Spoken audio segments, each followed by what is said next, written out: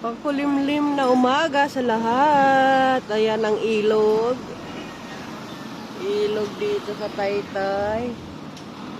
Yung fishport. Ayan. Ayan ang lugar namin. Maulang umaga. Dapat hindi mo tinatapon yan. Pinangkukuskus mo dyan, oh. Ikuskus mo.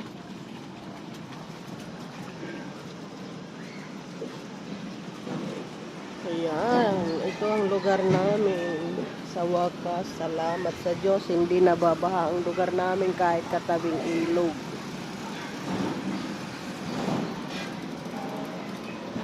Dragon fruit, wala nang bunga. Ayan.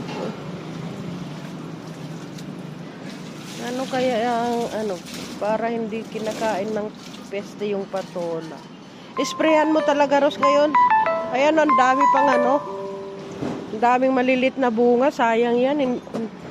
Wala man lang nakakaligtas na bunga ng patola. Puro kinakagat ng insekto.